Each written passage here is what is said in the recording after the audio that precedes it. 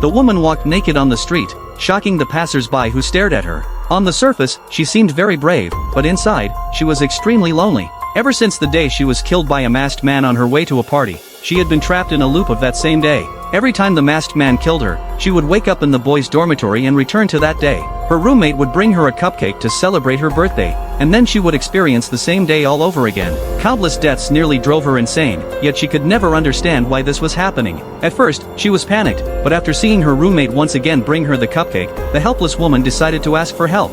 However, her roommate thought she was crazy and simply wished her a happy birthday before leaving. To escape, she locked the door and didn't attend the evening party, but little did she know, the masked man was already waiting for her in the room. She was killed again. When she woke up, after several deaths, her mind had nearly broken down, but thankfully, a man had been patiently comforting her. She always woke up on his bed. She told the man about her repeated deaths, and unexpectedly, he believed her and suggested a plan. Since she kept coming back to life, she could use these chances to find the killer. If she stopped the masked man from killing her, maybe she could break the cycle and return to her normal life. The woman thought this made sense. She listed all the suspects and used each revival to investigate them one by one. During this process, she started doing things she had never dared to do before, even running naked on campus, because no one would remember what she did after each death.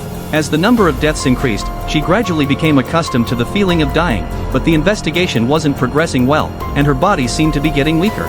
One time, she woke up and fainted in the man's dormitory. She was sent to the hospital, where the doctor found many knife wounds on her body. Each wound was enough to be fatal. It was then that the woman realized her time of revival wasn't unlimited, her body was being consumed with each death. Not long after, the killer rushed into the hospital.